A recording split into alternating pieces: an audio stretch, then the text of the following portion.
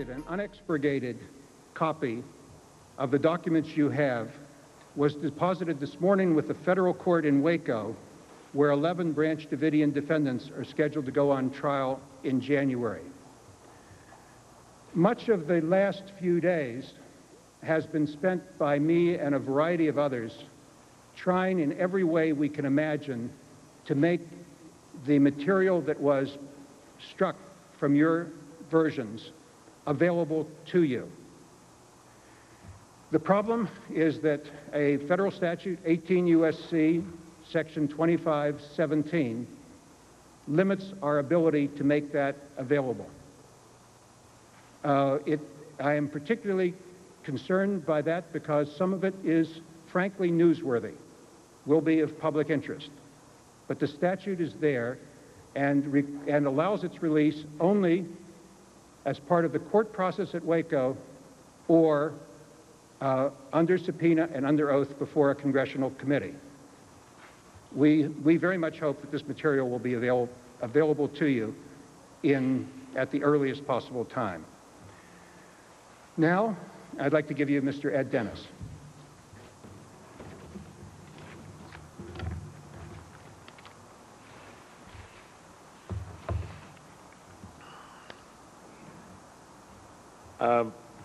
I'd like to preface my remarks about the report that you have in front of you by stating that as a lawyer and as a prosecutor and as one who has dealt with cases in court over the years, I have tried to be as objective and as fair-minded in the judgments I have made as I could muster. And I've tried to stay relatively detached and unemotional about the subject matter that was before me, feeling that that would achieve the best professional result. I must confess that in this instance, it is very difficult not to be drawn in emotionally to the fabric of what has occurred. 4 ATF agents have been murdered.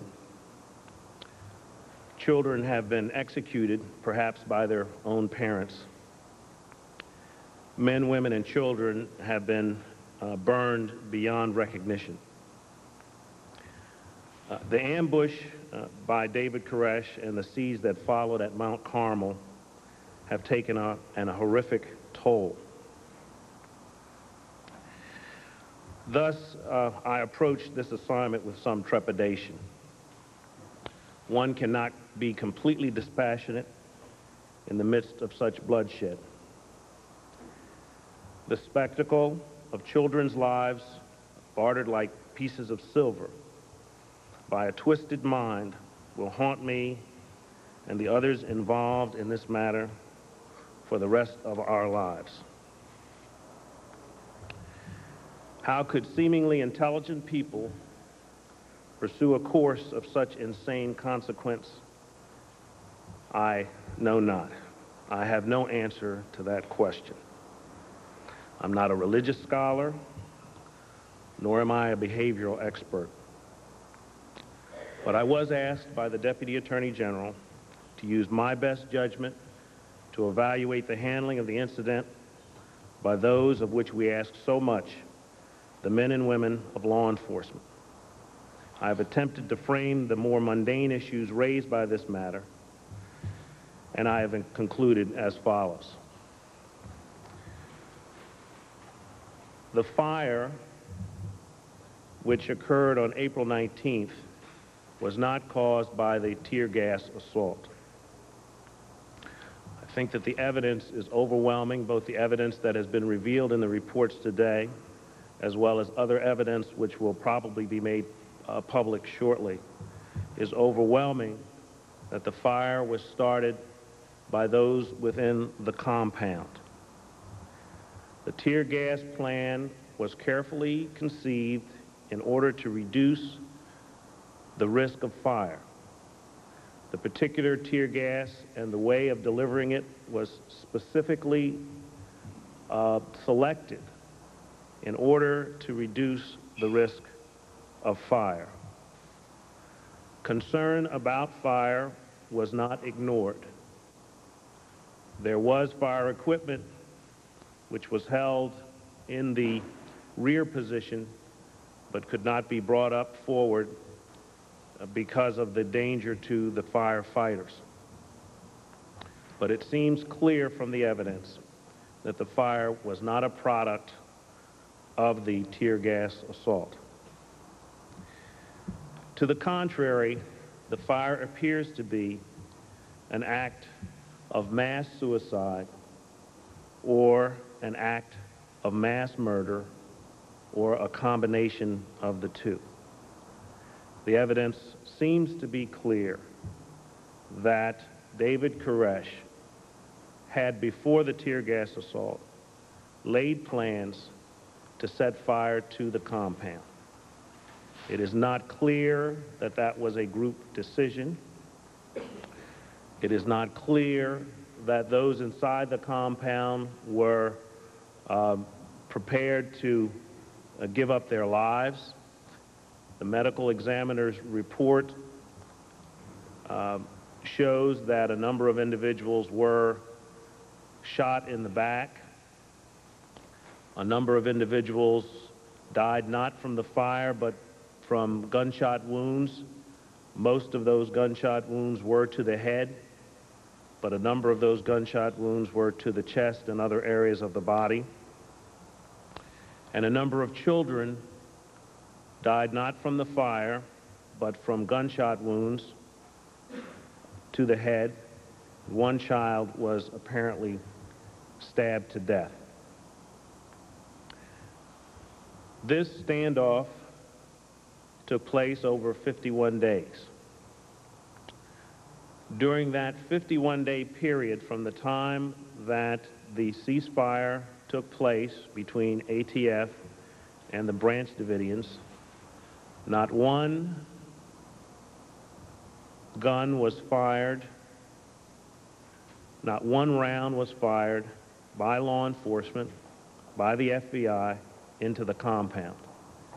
And that includes April 19th, as the armored vehicles moved forward to insert the tear gas into the compound. Further, warnings were given to those inside the compound by loudspeaker that this was a non-lethal assault, that this was a tear gas assault. Every effort was made to communicate to those inside the compound that this was a non-lethal assault for two reasons. First of all, so that those that wanted to exit would not fear being shot by law enforcement if they left the compound. Second, in order to make clear to those inside that this was not an armed confrontation that they might have thought was a prophetic event which required them to engage in a suicidal armed engagement with law enforcement. Unfortunately, those efforts did not result in a mass exodus from the compound. 9 individuals left the compound, a number apparently reluctantly. One FBI agent who was inside the armored vehicle, his armored vehicle, left the safety of that vehicle, realizing that 4 fellow law enforcement agents had been killed by gunfire from the compound, realizing that gunfire had erupted from the compound as the armored vehicles had moved into position, and attempted to rescue a young woman who was somewhat deliriously moving from the compound out into an open area. When she was seen by the agent, she ran back into the compound and threw herself into a burning portion of it. The agent went into the compound and physically, with her resisting, pulled her from the compound and put her into the vehicle. She did survive. Now, the negotiations, the second focus of my report has been on the negotiations and the negotiation strategy, which was implemented to attempt to resolve the confrontation without further loss of life. There was a negotiation strategy. It was a coherent strategy. It was one that was backed up by an extraordinary amount of research and intelligence. The Bureau of Alcohol, Tobacco, and Firearms did an extraordinary job in gathering information about the Branch Davidians and about David Koresh. The behavioral scientists within the Bureau and those that were brought in as outside consultants were given access to the information. They evaluated it, evaluated some of the early negotiations, and developed an assessment of David Koresh and the situation as they believed it to be within the compound. That assessment and those assessments were, in hindsight, extraordinarily accurate. The risk of a mass suicide was clearly something that the Bureau was aware of.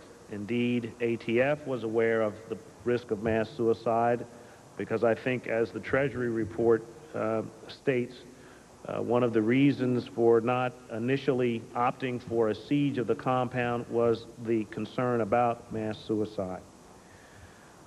David Koresh's objectives, insofar as his scriptural interpretations were concerned and his prophecies, were evaluated, and I believe accurately so, based upon how the situation resolved itself. The negotiation strategy was to try to accomplish a number of objectives. One was to try to convince David Koresh and the Davidians that this was not an apocalyptic confrontation, and that, therefore, this need not result in their deaths. The other objective was to try to convince David Koresh that he might be able to successfully meet criminal charges that he was well aware would be brought against him and perhaps others in the compound for the murders of the 4 ATF agents. It's important to keep in mind that David Koresh had been charged with criminal charges. He and other members of the Branch Davidian back in 1987, and he had successfully been able to survive those charges. And Sheriff Harwell, who was a part of the negotiation team, did involve himself in the negotiations. He was involved in that earlier case. And so an effort was made to convince Koresh that he could survive this particular event and perhaps come out of it with a larger following or with a stronger leadership. And finally, there was an attempt to divide Koresh from the rest of his following by demonstrating that, in fact, this was not the prophetic confrontation that Koresh had preached, and also through showing that the FBI had control of the situation, perhaps having his followers lose confidence in him.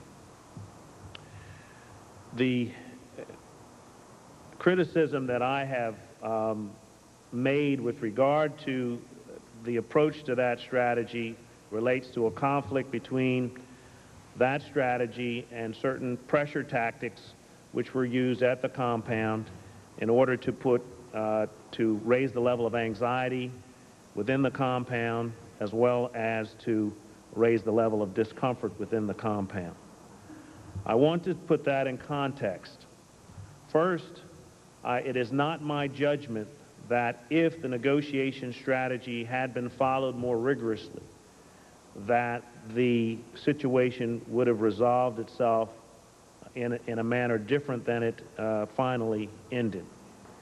I believe the negotiators were of the opinion that perhaps they might have been able to orchestrate the release or the exit of more Davidians. 35 individuals, men, women, and children, exited the compound over the 51-day period.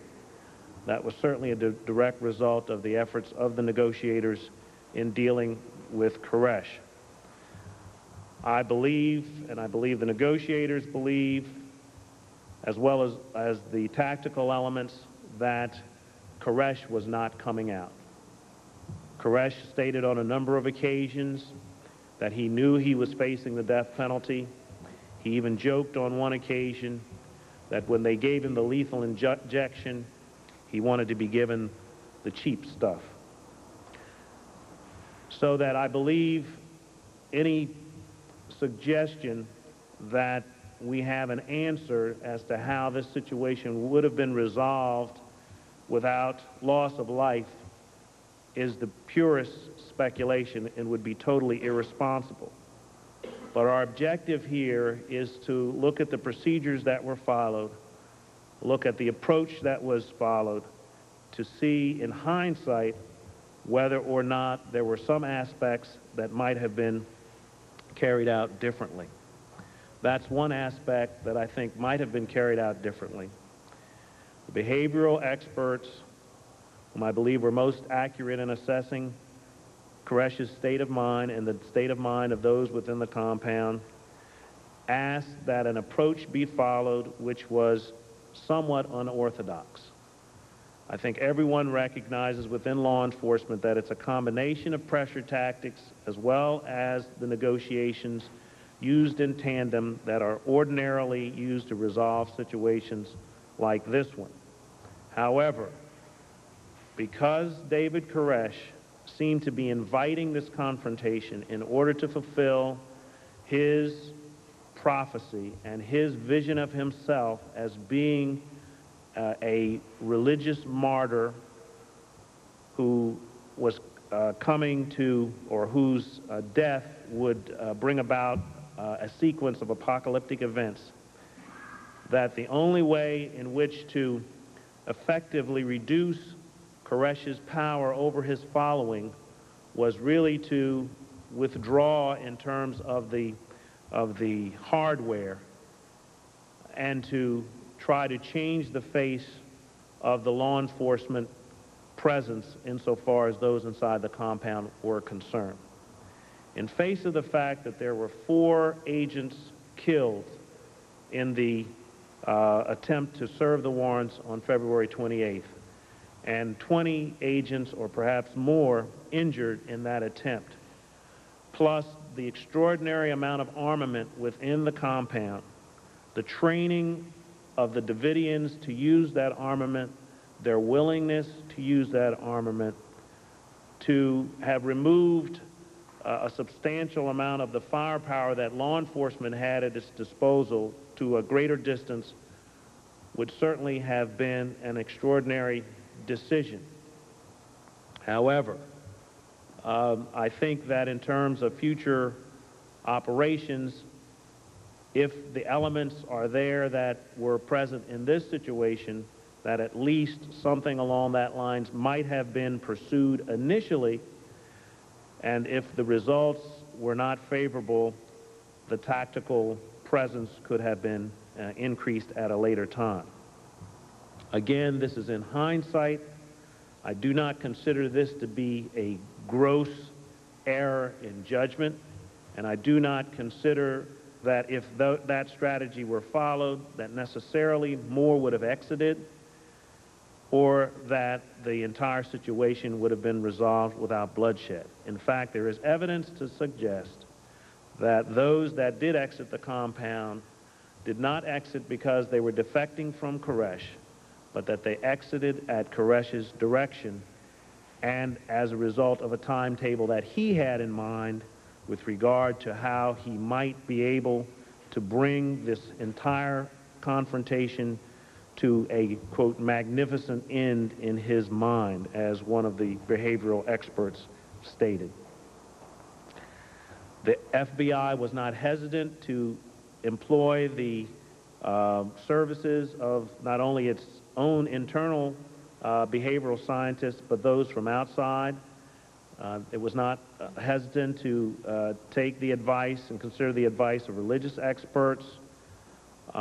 That certainly did factor into the approach here.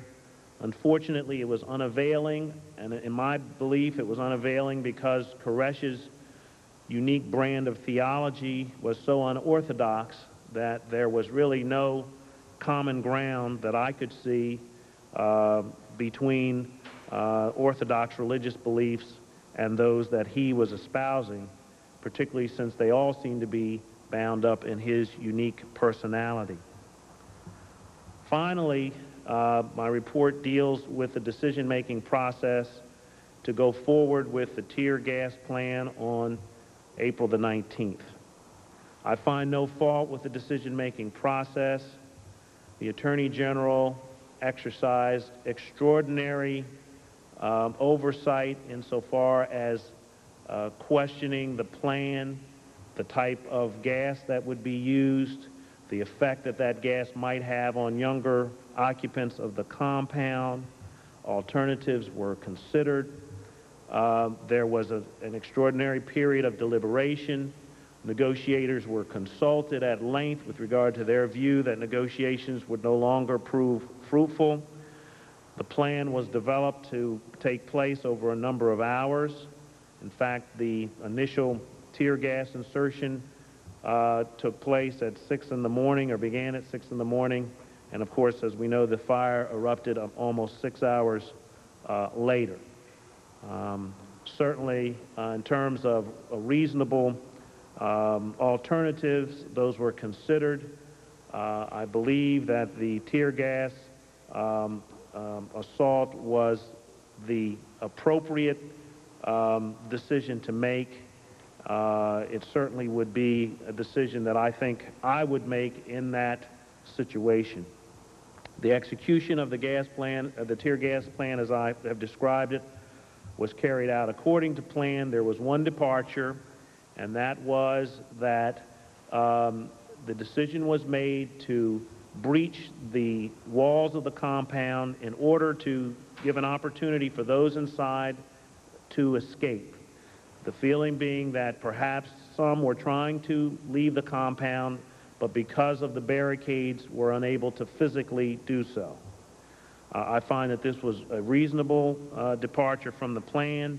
In fact, the arson experts found that there were means of access into the of leaving the compound created by the breaching of the walls of the compound.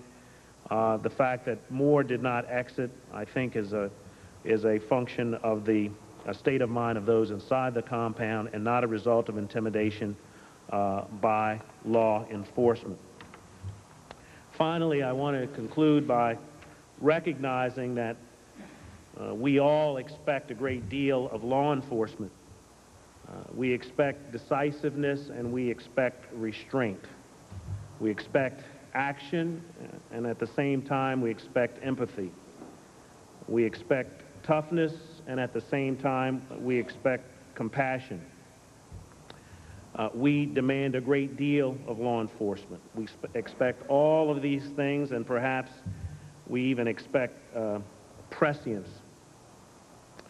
I find that there is no place in the evaluation for blame, and I find no fault in the performance of law enforcement during the standoff and the tear gas assault. Koresh and the Davidians were handled with patience, restraint, and understanding.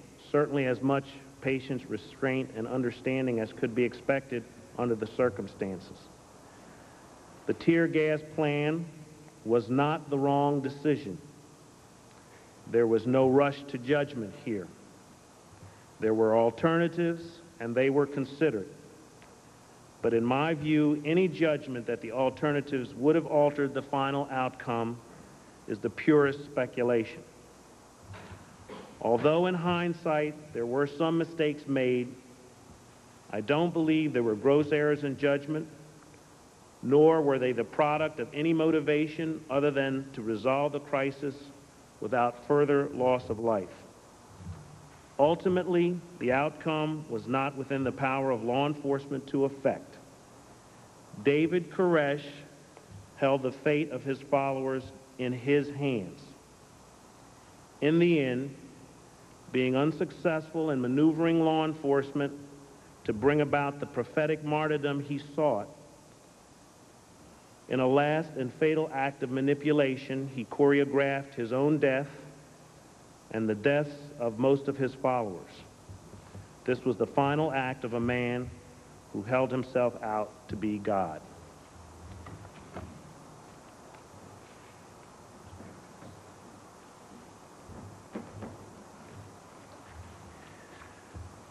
The final request of the Attorney General was to make recommendations for the future, to use this as an occasion to look not only at the very peculiar, unusual circumstances in Texas, but more broadly at our capacity for handling what I call complex hostage barricade situations. Those are situations where either the number of highly armed people resisting arrest, search, law enforcement, or the number of hostages they hold make the problem extremely dangerous, very important to handle, and one that requires very complicated sets of resources. I may call those simply complex hostage barricade situations.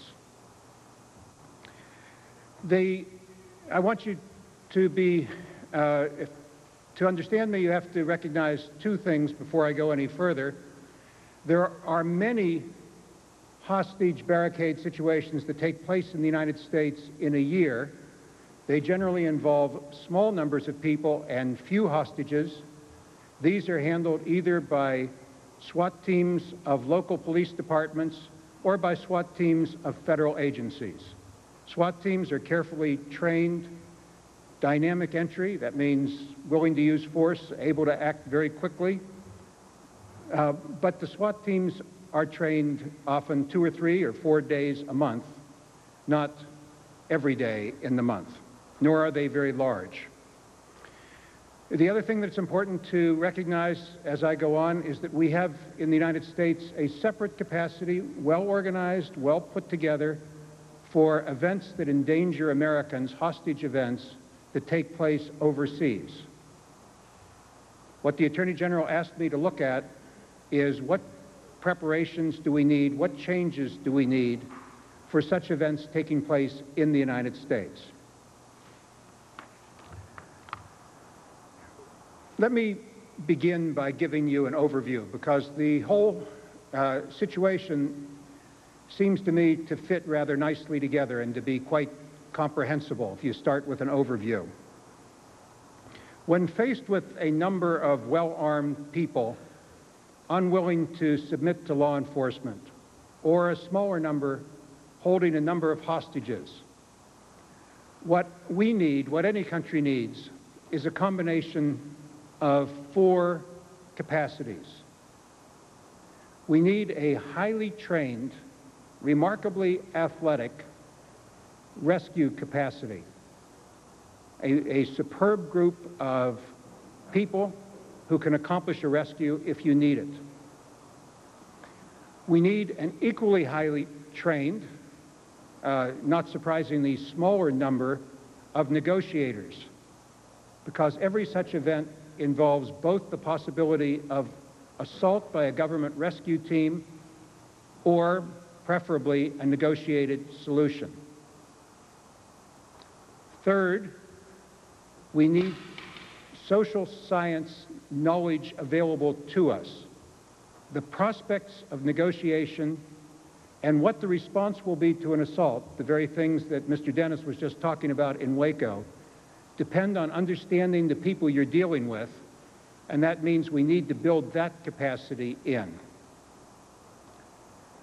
Finally, we need a crisis management structure that allows us to orchestrate those capacities, negotiation, rescue, knowledge about social science, in a very complicated, surprising, dangerous situation.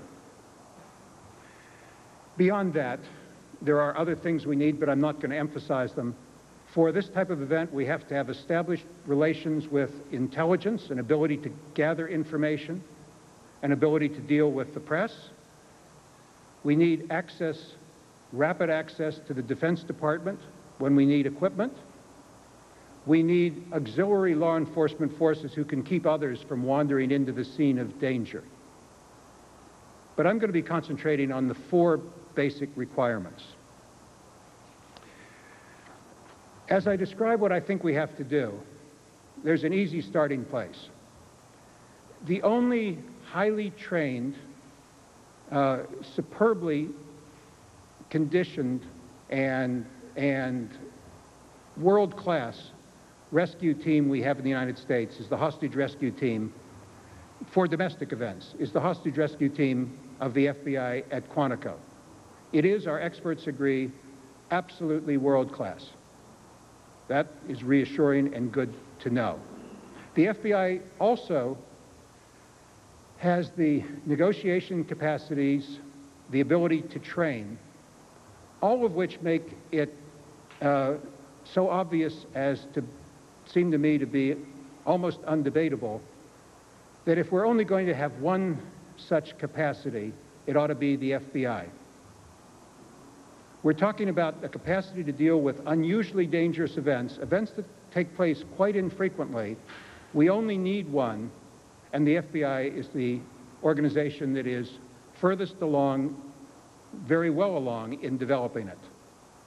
So what I'm about to describe is what we need in an FBI capacity to deal with these extremely dangerous situations where well-armed people in sizable numbers or holding sizable numbers of hostages are resisting law enforcement. First, the rescue team. I've already said that our experts say they are world-class. Our experts also say we have too few. We have 50 members of the hostage rescue team. The experts say we need at least twice that many. There are plans already underway to move to 75.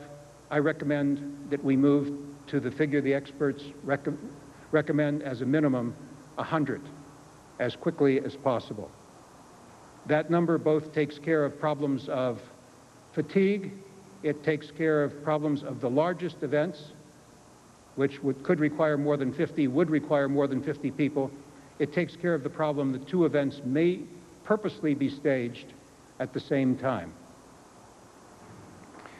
The experts, at least some of the experts, also recommended that we split the hostage team, the new enhanced and hostage rescue team, the new enhanced and larger one, into 2 locations. It's based at Quantico in Virginia.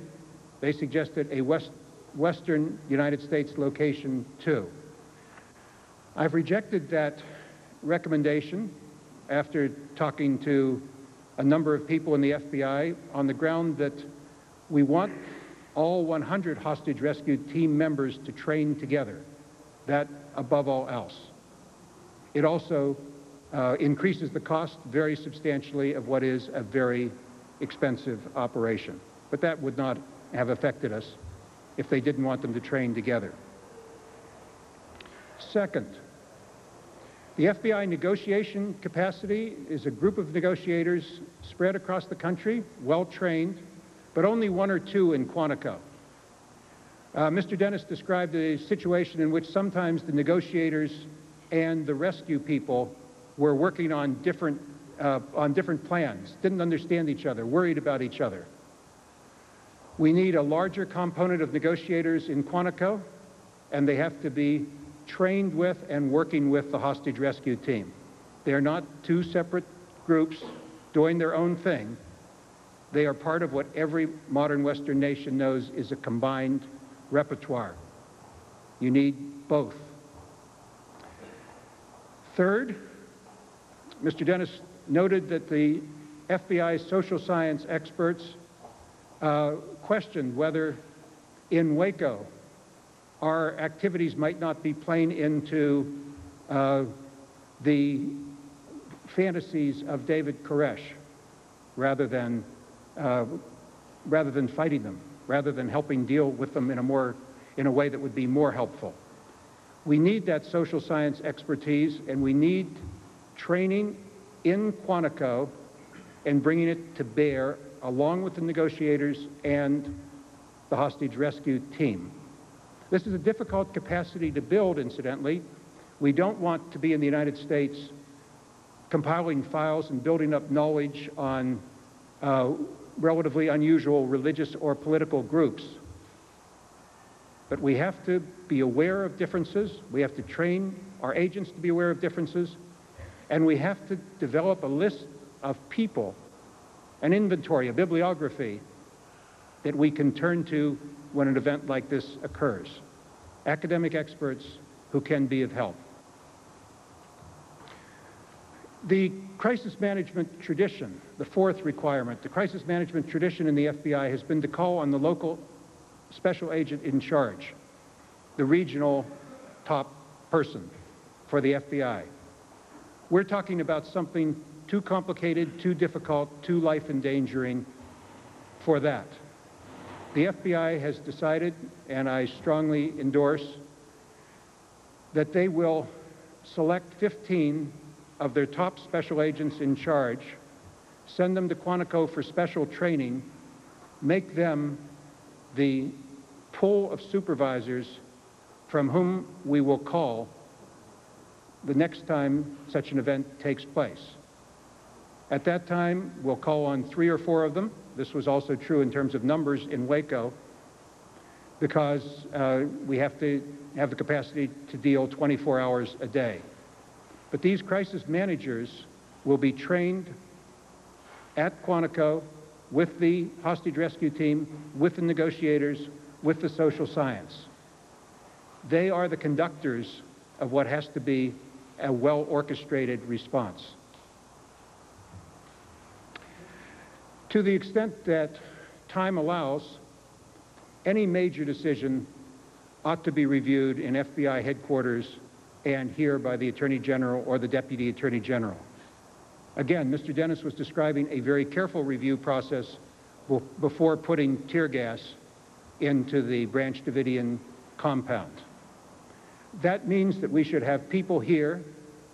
I think the FBI will use the Assistant Director in charge of criminal investigations, and people, that's people at the FBI, and people in justice who have a continuing responsibility for maintaining the contact with the force, the team from Quantico that I'm describing. Here, the Attorney General and the Deputy Attorney General should have available to them somebody who will devote a great deal of time, a career prosecutor, over a long period of time, across administrations, to handling the liaison here in those areas. Finally, what about the other federal law enforcement agencies? As I said at the beginning, there will be many hostage, I hope not too many, but there will be hostage rescue situations which are smaller scale. We will need SWAT teams, less fully trained, but far more than the average law enforcement officer trained, rescue operations. We'll need those in our other agencies. We'll need them to handle a situation before the FBI gets there, to be of assistance after the FBI gets there. If they can train, as I recommend, with the hostage rescue team at Quantico, we're going to be able to make far more use of them, and we're going to be able to expand the number of people that we can bring to bear on a situation such as this. Finally, I think the FBI and Treasury should talk about the possibility of having other people besides simply FBI agents take part in this national team, this highly trained, coordinated, managed capacity to deal with situations of many well-armed people or many hostages. With that, let me bring in my friend and colleague, Ron Noble, the Assistant Secretary of Treasury for Enforcement.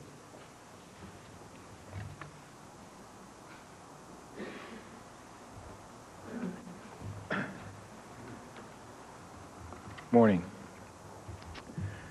As you know, the Treasury Department issued its retrospective report on September 30, 1993. And I answered questions with respect to that matter at that time. I'm here today with Deputy Attorney General Hyman in connection with the release of reports by 9 of the forward-looking experts. Like Mr. Hyman, I want to praise the efforts of the experts and thank them for volunteering their time. Their reports, which were produced within a tight timetable, provide a wealth of insight and useful ideas and will serve as a solid foundation upon which to build an improved law enforcement approach to situations like those that occurred near Waco. I believe that the forward-looking process, which was convened by Treasury and Justice jointly, should be an ongoing one. It can't simply end today. As part of that ongoing process, and after I and other Treasury law enforcement officials have reviewed the various reports released today, I intend to issue a paper discussing the recommendations made by the experts and Justice and identifying issues warranting further consideration. I hope that this paper will be viewed as a step in an ongoing process of reforming law enforcement. Although I believe it is presently too early in the forward-looking process to recommend specific changes for federal law enforcement agencies' efforts to handle Waco-like crises, there are certain broad findings that can be made at this time and can serve as a framework for future recommendations. First, with respect to the ATF raid, the events uncovered that federal law enforcement lacks an effective system for ensuring that such ventures are undertaken only after appropriate consultation and proper planning and training. Any effort to address this deficiency must provide training for all levels of law enforcement, from field agents through supervisors. They must learn to recognize unconventional situations and know when to pursue them alone, when to handle them jointly, or when to refer them to better equipped entities. In addition, I support the Deputy Attorney General's recommendation that we designate one entity to develop expertise and lead all special law enforcement operations. He defines such operations on page 2 of his report as those involving complex hostage/barricade incidents or situations. The lead entity should be structured and staffed in a manner that will promote its use by all federal law enforcement agencies, rather than cause turf battles over jurisdiction. Second, with respect to the siege, the events show that even when all available federal law enforcement resources were brought to bear, there remained much to be learned concerning the integration of the behavioral scientists and the negotiators with the tactical commanders in the actual decision-making process. This situation was also evidenced by ATF's effort to execute its raid on the compound without first obtaining meaningful input from behavioral experts or other sources outside of ATF. To address this problem, improvements need to be made both in the lead entity's decision-making process and the training of those participating in that process. The training effort should emphasize how behavioral science can be used as a tool for understanding any non-traditional group, including marginal religious sects. Once sensitized to the value of behavioral science, agents will appear, and in fact will be, better equipped to request and rely on expert information during specific crisis situations. With respect to tactical decisions, the input of the behavioral scientists and the negotiators must be structurally integrated into the decision-making process. Otherwise, no matter how accurate their predictions, the behavioral scientist will not be able to influence the manner in which law enforcement conducts atypical and complex operations. In closing, I want to remind everyone that the greatest lesson to be learned from the Waco tragedies is how difficult it is to resolve confrontations with groups such as the Branch Davidians once those groups have barricaded themselves. Even if we instituted every recommendation made by every expert, we still could not guarantee a non-fatal resolution to future Waco-like situations. This reality ought to be disturbing and unsettling to us all. Today, and once and for all, law enforcement must accept the fact that we cannot and ought not go it alone. Thank you.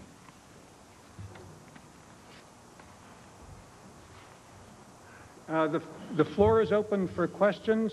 I'll be the moderator, and you'll see that I'm going to be sending them largely to Ed Dennis or maybe to Richard Scruggs. Yes, sir. In contrast to the Treasury report, there's no disciplinary action of any kind in this case, even though mistakes were made, according to Mr. Dennis. Why is that? I have referred the reports that you got today and which have just been completed to the director of the FBI, Louis Freeh. The director will review them, and he'll decide whether he believes any disciplinary action or any general instruction to do things differently are warranted. But he has just received the reports, and he is responsible for making those decisions. Considering the recommendations you made, if you had more rescuers, more negotiators, more scientific expertise, more crisis managers, is there any reason to believe the outcome could have been different? I'm not ducking that myself, but I think you get a more refined answer if we ask Mr. Dennis. That at this time, not saying that you didn't do the best you could with what you had, the lack of that, was that seen as a problem? Mr. Dennis describes the situation as one in which a group was pretty well resolved, or at least its leader was pretty well resolved on a suicidal outcome. In that situation, I don't think that the capacities I've described are terribly helpful. In other situations, if we're dealing with a terrorist group, and I have very much in the back of my mind terrorist groups, the improved capacities I'm describing would be extremely helpful. You can't disclose to us the actual transcript of these electronic interceptions, but I'm curious because of the placement of where the deletions are in the report. It does appear that there is some evidence of a situation that was changing, and that Koresh had reached a point where he was going to do something, and that is indicated by your electronic interceptions. Is that so?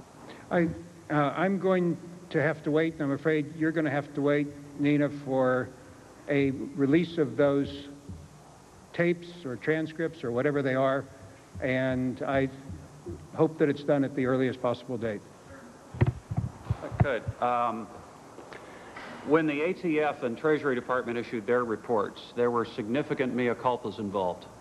There appear to be significant mea culpas wholly missing from this report. Are you concerned? Wholly missing from this report. Are you at all concerned that there may be a perception developed that this is more of a whitewash than an investigation?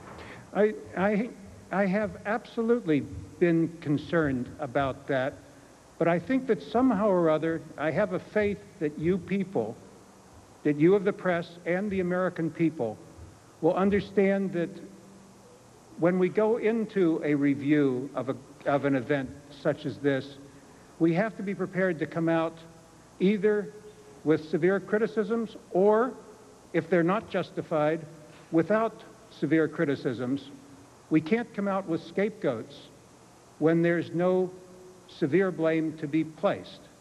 Now, I do worry about it, because it doesn't make a very good news story to say the expert for the Department of Justice, Mr. Ed Dennis, says, on the whole, this was handled in a very responsible way. But on the other hand, I believe that we have a responsible enough press to take whatever way it comes out. You've got to take acquittals or convictions. Yes, sir. Question really for Mr. Dennis, and it's following up on my colleague's question. There will be a perception, I think, that this is a whitewash. From the opening remarks of Mr. Dennis talking about Mr. Koresh's twisted mind, and he used the word insane as well, to page 63 where he says, gassing the compound was the only his words, the only non-lethal means of resolving the crisis. Isn't the truth, Mr. Dennis, or if you'd like to answer it too, isn't the truth that the FBI, after 7 short weeks, simply ran out of patience? Mr. Dennis?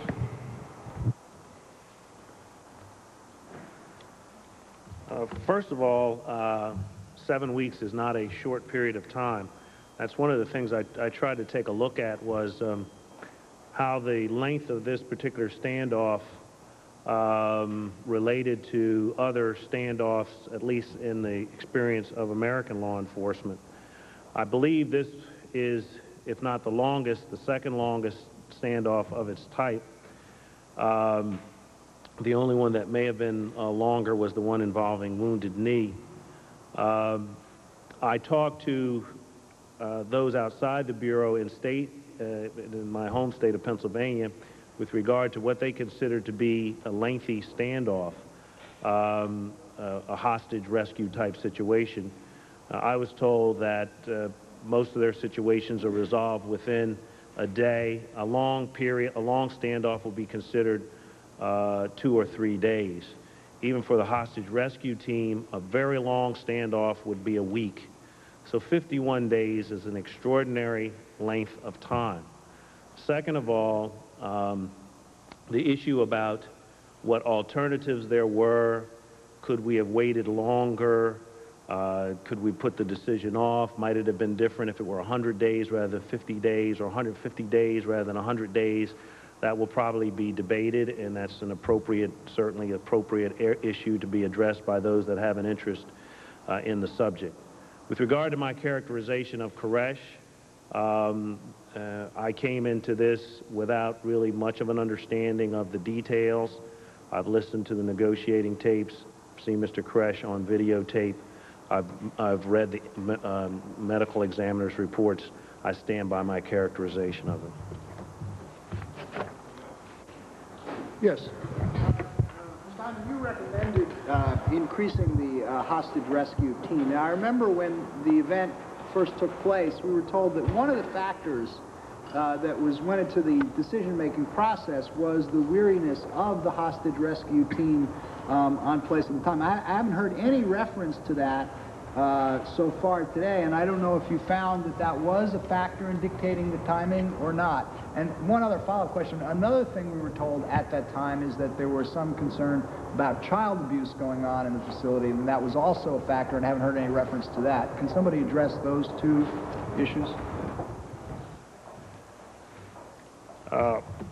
Although it's questionable that waiting longer would have changed the result, the fact that the standoff lasted as long as it did, I think, began to show some of the limitations of having one HRT. The problem was that by maintaining one unit that could not be replaced, it did at least raise some concerns about the degradation of the security of maintaining that situation or maintaining the status quo. I think the thinking was that if there were a complement of 100, that it would allow one HRT to replace the other, and therefore allow for, if in a situation in which a more extended standoff might be called for or might be warranted, that that would not be an issue. With regard to the issue of child abuse, clearly that was an issue from the beginning, not just from the beginning of the standoff, but from the beginning of the investigation. As I learned as I went into the background of this, that claims of child abuse in part had fueled the interest of law enforcement even on the local level with regard to what was transpiring in the compound. A combination of that and the firearms offenses, relatives who were concerned generated a record in which the issue of child abuse was clearly there.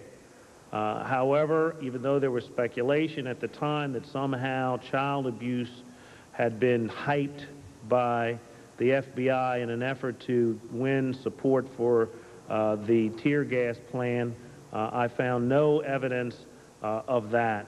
The Attorney General did not find that that was the case, so that in my mind that was not an issue. Certainly concern about the children was paramount. Anyone who looks at this at all, certainly myself included, finds themselves being taken by the fate of the children, concern about the children, and it's difficult and one should not eliminate that from one's thinking.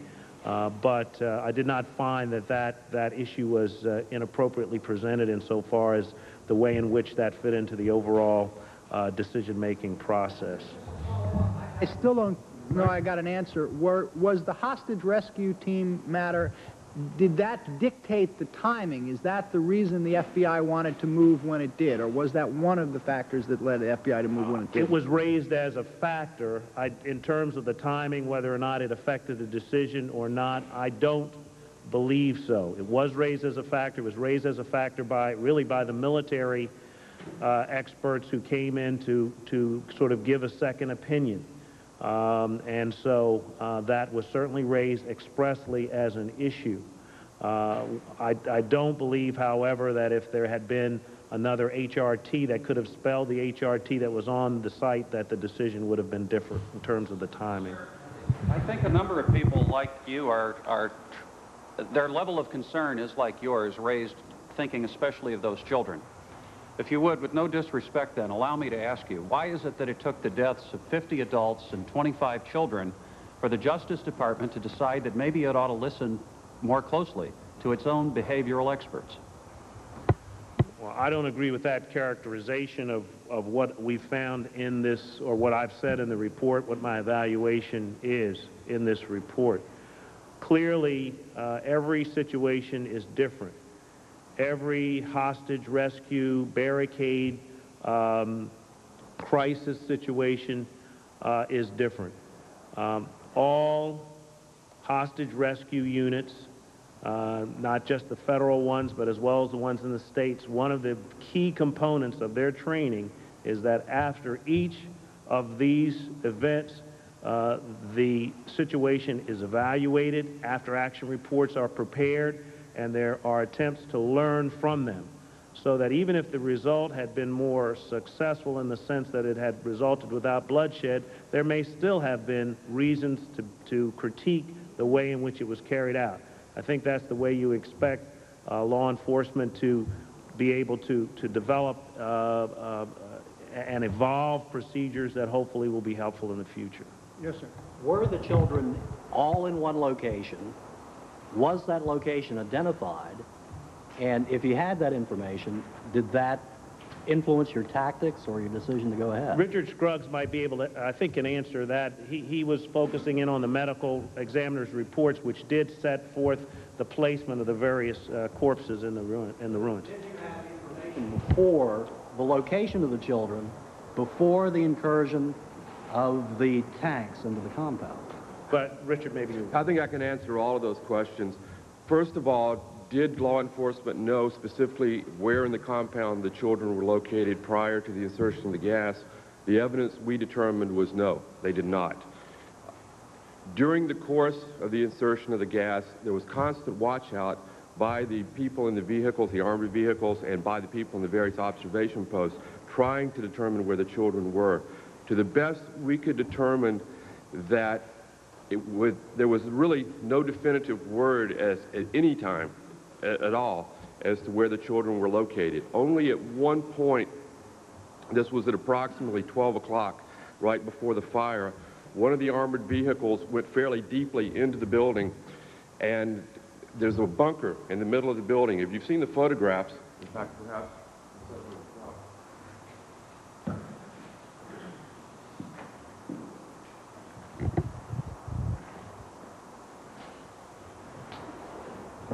What you see here is the main tower facility right here in the middle, the taller portion that you've seen before.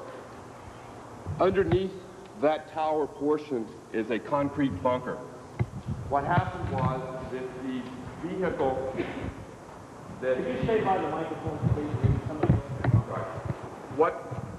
What we saw then during the course of our inquiry was The front side is the side facing down.